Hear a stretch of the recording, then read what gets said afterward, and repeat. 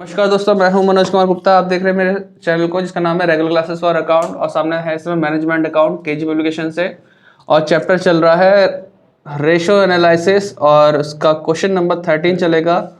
और पढ़ो शिवानी।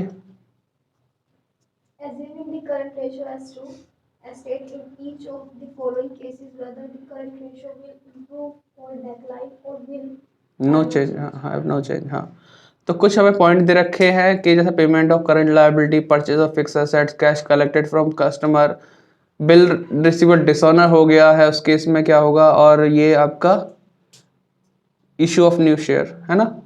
ऐसे टाइप के क्वेश्चन 13 है, 14 है, 15 है, 16 है। तो आपको 13 क्वेश्चन कराऊंगा जिससे आप आगे के क्वेश्चन कर पाए, फिर हम अगले क्वेश्चन में चले आएंगे अगले टॉपिक पे 18 पे। तो ये 3-4 आपके होमवर्क हैं, खुद से करना है। तो 13 पे हम चलते हैं, 13 समझाते हैं कैसे होगा, ठीक है। अब बेटा देखो, अब इसमें बातें पूरी नहीं बताई गई हैं, थोड़ी सी बात बोली, उसी में काम करना है, ठीक है। हाँ, उनके आंसर नहीं दे रखे, लेकिन करना ऐसे ही जैसे मैं अभी 13 बताऊंगा आपको, उसी तरीके से। तो क्वेश्चन नंबर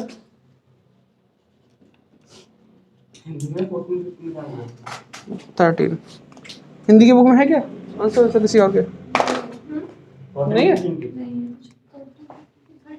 13 का तो है, वैसे नहीं है, चलो छोड़ो। यहां बोला है करंट रेशो एज्यूम करने के लिए 2, करंट रेशो क्या बोला, 2 बोला ना।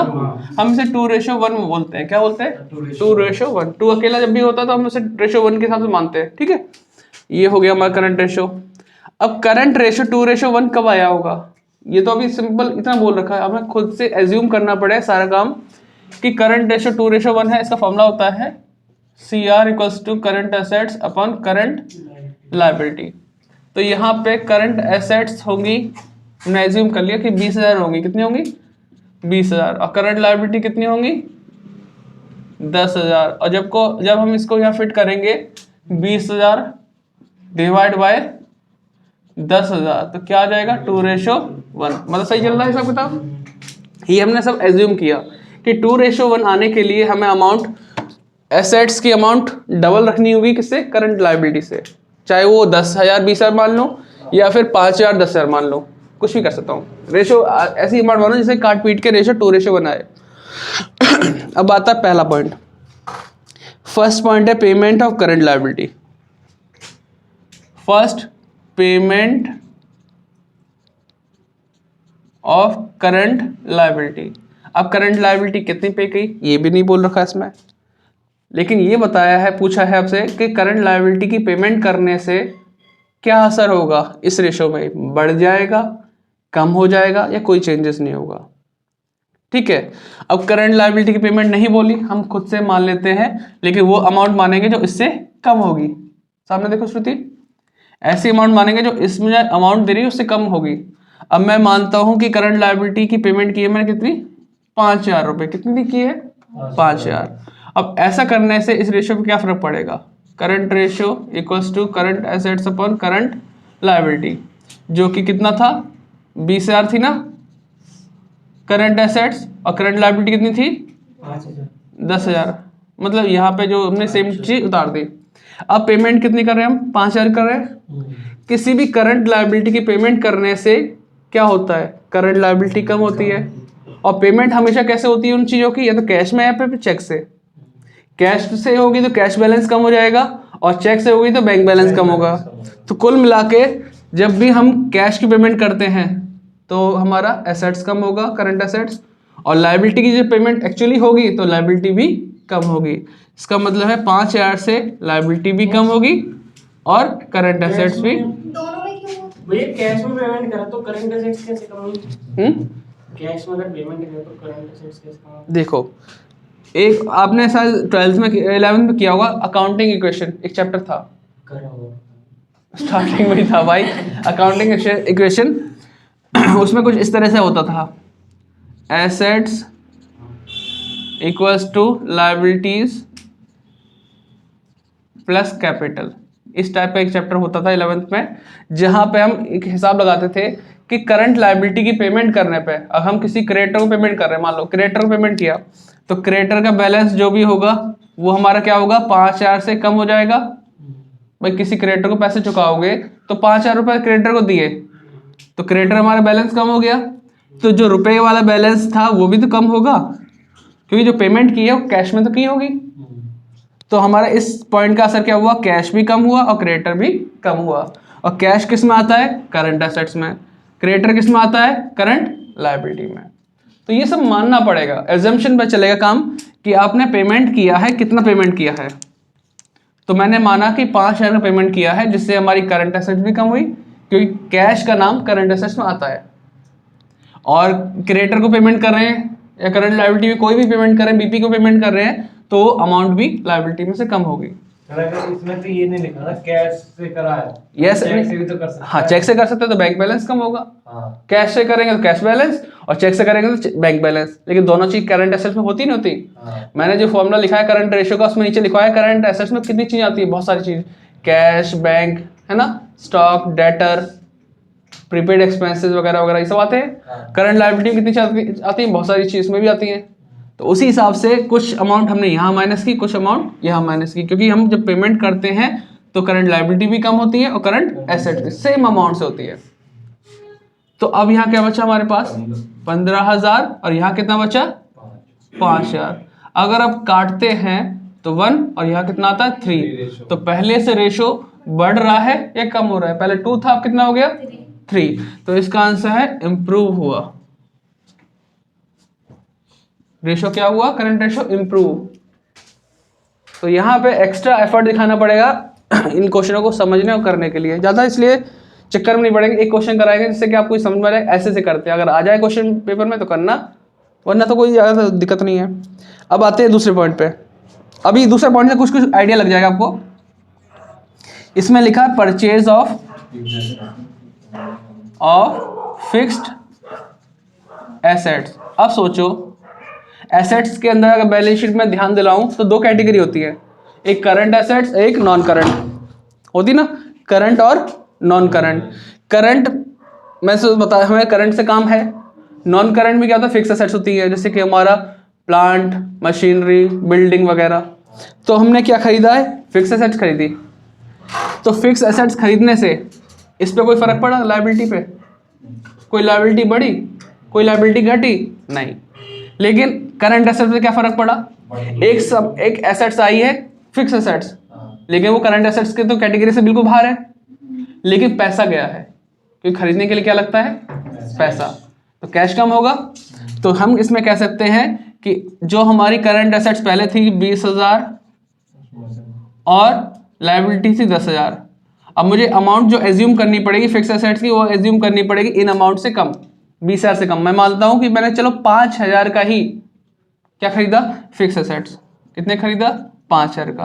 तो करंट लायबिलिटी में कुछ नहीं हुआ, करंट एसेट्स मतलब मेरा पैसा चला गया, और पैसा चला गया तो करंट एसेट्स कम हो गई, कितने से, 5,000 से। अब कितनी बची है हमारे पास, नीचे वाली कितनी है, 10। काट पीट के कितना आएगा, 1.5:1।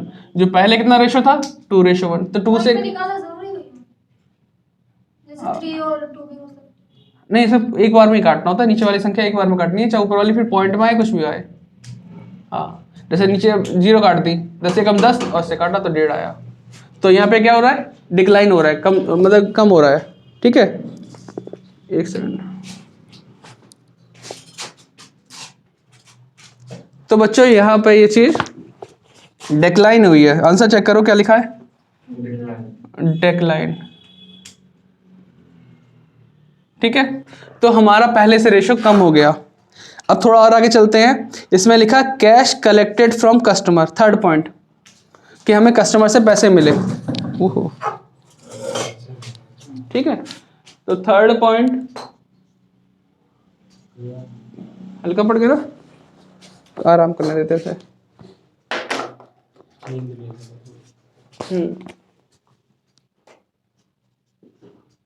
Cash collected from customer. तो कस्टमर से हमें पैसे मिले, अब कितने मिले नहीं पता, मान लेते हैं 5,000, हमारी फेवरेट चल रही है, 5 ही 5 मान रहे हैं कि हमें कितने मिले होंगे, या फिर हम मान लें कितने माने यार जो सही से अमाउंट आ जाए? 4 माने? नहीं 4 में भी नहीं हुआ, 2 मानते चलो, 10 मान लो। 2000 ही मान लो, बहुत है। ठीक है, 2000 रुपये मिले कस्टमर से। अब मैं ऐसा क्यों कह रहा हूँ कि क्या मान लूँ, मैं सोच रहा हूँ तो पॉइंट सीधी सी कट जाए, ज़्यादा झोल झाल ना आए। तो पैसे मिले कस्टमर से, जब कस्टमर हमें पैसे देगा, कस्टमर कौन होता है? डेटर। कौन होता है? डेटर होता है भाई, वही इंसान होता है जिसको हम उधार सामान बेचते हैं और वो फिर हमें बाद में पैसे देता है। तो कस्टमर वही है, डेटर है। अब क्या हो रहा है, डेटर पैसे दे रहा है तो डेटर का बैलेंस कम हो जाएगा और कैश बैलेंस बढ़ जाएगा। तो इसमें पूरा पूरा वही काम करता है जो हमें फॉर्मूला बताया था मैंने कि अकाउंटिंग रेशियो वाला, इस तरह से assets equals to liability plus capital, है ना, ये वाला। तो एसेट्स के अंदर बहुत सारी चीज होती हैं, कैश भी होता है, डेटर भी होता है और स्टॉक भी होता है, हर चीज होती है इसमें। जो हमने करंट एसेट में देखी है वो सारी चीज, फिक्स एसेट भी होती है इसमें। तो किसी कस्टमर से पैसे मिले तो जो कस्टमर वाला डेटर वाला पॉइंट था वो हमारा 2000 कम हो जाएगा और कैश वाला 2000 वाला पॉइंट बढ़ जाएगा। तो इस कॉलम में कोई असर हुआ? एक तरफ से कम हुए, एक तरफ से बढ़ गए। कोई लायबिलिटी फर्क पड़ा? कोई कैपिटल फर्क पड़ा? नहीं।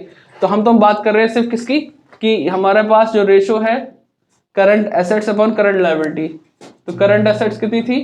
20,000। करंट लायबिलिटी कितनी थी? 10,000। तो इसमें अगर करते हैं बात कि 2000 रुपये माइनस कर दो और 2000 प्लस कर दो, क्योंकि डेटर का बैलेंस कम हो रहा है और कैश बैलेंस बढ़ रहा है, तो इसमें कोई फर्क पड़ा? एक बार माइनस किया, एक बार प्लस किया, तो वापस क्या आ गया? 20,000। 20,000 डिवाइड बाय, काट पीट के कितना आया? 2:1, तो इसे बोलेंगे नो चेंज। अब मैं यहाँ पे 5,000 भी मान लेता, तब भी एक बार माइनस करता, एक बार प्लस करता, तब भी तो वही आता। ठीक है, लेकिन अगर ऐसा होता कि ऊपर भी कुछ फर्क डाल रहा है, नीचे भी कुछ फर्क डाल रहा है, तो हमारा फिर काटना पड़ता रेशो को, फिर कुछ ना कुछ या तो कम होता जाता होता। तो अभी हमने जो लिखा, cash collected from customer, customer debtor होता है। डेटर वही होता है जिसको कभी हमने उधार सामान बेचा होगा या उधार दिया होगा, और आज मांगने की बारी आई तो हमें वो पैसे दे रहा है। तो डेटर, जितने भी डेटर होंगे, जैसे मान लो मेरे डेटर कितने हैं? 4 है, 4 में से 2 ने दे दिए, तब कितने बचे? 2। तो डेटर का बैलेंस कम हुआ नहीं हुआ? और 2 से जो पैसा आया वो तो मेरा कैश बैलेंस बढ़ा रहा है। तो वो दोनों चीज, डेटर और कैश, करंट एसेट्स होती हैं। तो उसी के अंदर या तो एक बार बढ़ गया, एक बार कम हो गया। कोई दिक्कत वाली बात तो नहीं है। 4th पॉइंट पे चलते हैं।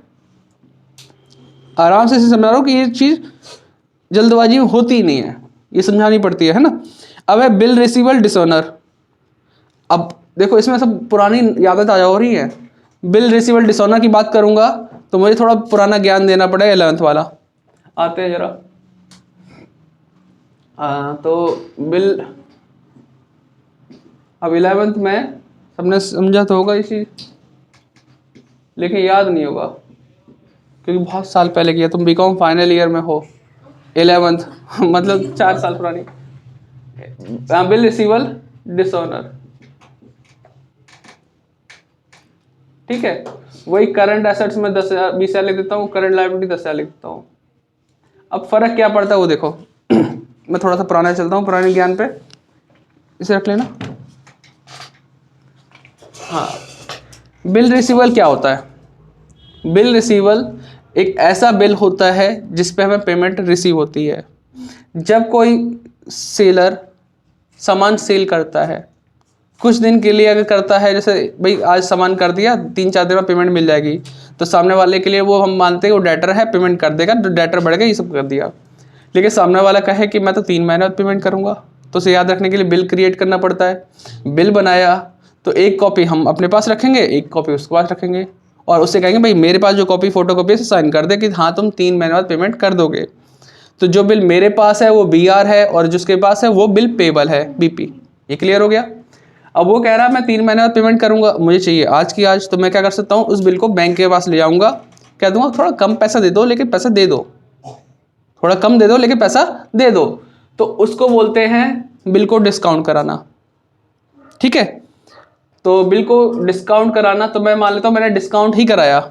क्या कराया? डिस्काउंट। तो उस पर एंट्री बनती है बैंक अकाउंट डेबिट, अगर डिस्काउंट कुछ काटा तो ठीक, वरना पूरा पूरा दिया तो फिर टू बिल रिसीवेबल, ठीक है, हो गया, पैसे मिल गए। जब बिल क्या होता है, डिसऑनर होता है, तो इसकी अपोजिट एंट्री मार देते हैं। थोड़ी अपोजिट क्यों? क्योंकि सामने वाली पार्टी ने पेमेंट नहीं की बैंक को। भाई मैं तो पैसा लेके बैठा हूँ, बैंक से मुझे पैसा मिल गया, थोड़े कम मिले लेकिन मिल गया, डिस्काउंट मैंने करा लिया। सामने वाली पार्टी को पेमेंट करना था बैंक को, उसने पेमेंट नहीं की, ठीक है। तो अब क्या होगा, बैंक मुझसे मांगेगा मेरे पैसे वापस करो, मैं उसे वापस कर दूंगा। फिर मैं किससे मांगूंगा? उस सामने वाले आदमी से। किससे मांगूंगा? सामने वाले आदमी से। तो इसके लिए वो होता है, जो सामने वाला आदमी है डेटर, वो देने वाला इंसान होगा, तो debtor debit to BR, sorry debtor debit to bank, ये एंट्री बनती है। क्या बनती है? Debtor debit to VR। हाँ, जब बिल डिसऑनर होता है, क्योंकि बिल बैंक से वो था ना हिसाब किताब, ठीक है। तो अब क्या हुआ, बिल बैंक के पास था, बैंक से डिस्काउंट कराया था, तो debtor debit to bank. Debtor ये एसेट्स है, बैंक ये भी एसेट्स है। एक चीज डेबिट हो रही है, एक चीज क्रेडिट हो रही है। तो डेटर हमारे बढ़ रहे हैं और बैंक बैलेंस हमारा कम हो रहा है। देखो इसमें क्या, इसमें भी नो चेंज आ रहा होगा तुम्हारा आंसर। तो डेटर हमारे बढ़ रहे हैं, मान लो ये भी बिल डिसऑनर 2000 का ही मान लो, तो डेटर बढ़ रहे हैं। देखो एसेट्स ऑलवेज डेबिट होती है, तो एसेट्स डेबिट हो रही है, तो मतलब डेटर आपका बढ़ रहा है 2000 से। और बैंक बैलेंस डेबिट होना चाहिए मतलब बढ़ने पर, लेकिन ये क्रेडिट हो रहा है तो कम हो रहा है, तो कितने का? 2000 का। तो क्या आया फर्क? कोई फर्क नहीं आया। तो बिल रिसीवेबल डिसऑनर होने पर हमेशा एक चीज एसेट्स बढ़ेगी, एक चीज घटेगी। डेटर बढ़ेंगे और बैंक बैलेंस कम होगा, क्योंकि मुझे वापस करना पड़ा बैंक को उस चक्कर में। तो ये आया 10,000। अगर बिल बैंक से डिस्काउंट करता तो बिल रिसीवेबल में से कम हो जाता, ठीक है। तो वही वाली बात है, तो काट कर 2:1 और ये हमारा खत्म। कोई दिक्कत तो नहीं। और मान लो अगर बिल बैंक से डिस्काउंट ना होता, किसी आदमी के पास से होता, अपने पास ही रखा हुआ है बिल, और वो डिसऑनर हो जाता है, तो एंट्री बनती है debtor debit to bill receivable. जब हमारे पास बिल होता है तो हम उसे कहते हैं कि भाई हमारा डेटर बढ़ गया और बिल रिसीवेबल कम हो गया, क्योंकि दोनों ही एसेट्स होती है, एसेट्स ऑलवेज डेबिट। दोनों ही चीज एसेट्स है, डेटर भी और BR भी। और डेटर हमारा डेबिट है तो डेटर हमारा बढ़ रहा है, BR हमारा क्रेडिट है तो BR हमारा कम हो रहा है। तो वही वाली बात है, एक चीज बढ़ रही है, एक चीज कम हो रही है। तो इस पर भी क्या हुआ? नो चेंज, कोई भी चेंज, बदलाव नहीं हुआ। अब ये रटने वाली चीज तो नहीं है कि आपने डेटर डिसऑनर होगा तो हमेशा ऐसे ही होगा, इसको करके देखना पड़ेगा। कुछ और तो चेंजेस नहीं कर दिया। आज तो नींद आ रही है। मैं देख रहा हूँ बनाया क्या है। ये मैं हमेशा छुड़वाता था भाई, ये क्वेश्चन इसलिए छुड़वाता था कि बच्चे इतना इंटरेस्ट नहीं लेते थे। मैं कहा इस बार पढ़े हुए लिखे अच्छे अच्छे बच्चे हैं तो इंटरेस्ट लेंगे यार, लेकिन इंटरेस्ट लेने के लगवाते हैं, मतलब तुमने दिए 2:1 अमाउंट भी हम एज्यूम, हाँ आंसर भी हम निकाले भाई सही में, लॉजिक भी हम लगाए, लॉजिक सब कुछ हमें ही करना है। ये 12th में जब चैप्टर होता है रेशियो एनालिसिस, उसमें भी ऐसे क्वेश्चन होते हैं, लेकिन वहाँ लॉजिक ऐसे ही लगाने पड़ते, सेम टू सेम। आपके उन्होंने भी कभी करे हैं? बच्चे के मन से हमेशा सुनो, बच्चे के मन से हमेशा ऐसे निकलता है कि उसने भी करे होंगे, नहीं करे होंगे, लेकिन करे होंगे तभी तो करके दिखाए उसने। ना करूंगा ये आप बंद करके दिए हैं ये। हमारा कुछ और आंसर है क्या? किसका? हाँ मतलब कुछ पेपर का टाइम रिजल्ट हो जाए, सेम थोड़ी ना, सेम आ जाएगा। नहीं, उसमें सेम नहीं, उसमें सिर्फ ये बताएगा जाएगा कि चेंज हुआ, बढ़ गया या कम हो गया, बस इतना ही आंसर होगा। ऑप्शन में यही होगा, चेंज वगैरह। जैसे इसमें नो चेंज है, अगर हमारा वहाँ चेंज हो गया तो वहाँ चेंज क्या होगा, या तो बढ़ेगा या कम होगा, इम्प्रूव या डिक्रीज।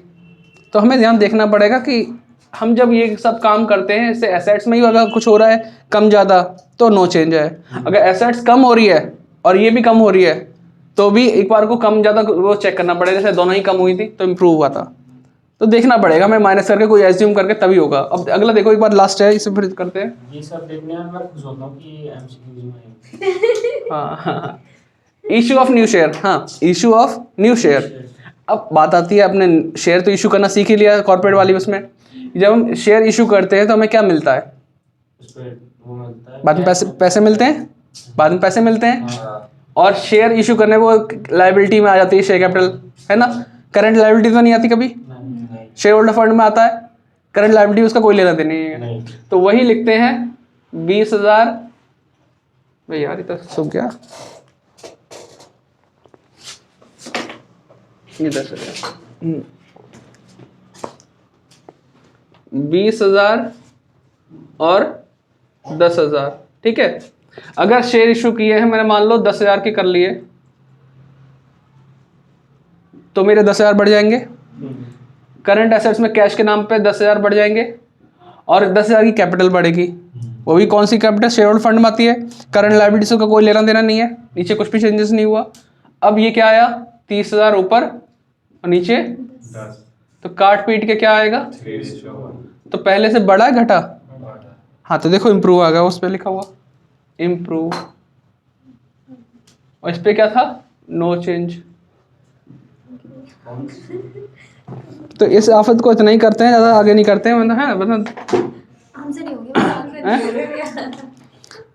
अगला का देखो। कुछ बताया ना आपने, 16 तक खुद करना है। हाँ हाँ, करके देखना, अगर हो जाए तो ठीक है। दिया गया तो आंसर भी नहीं है।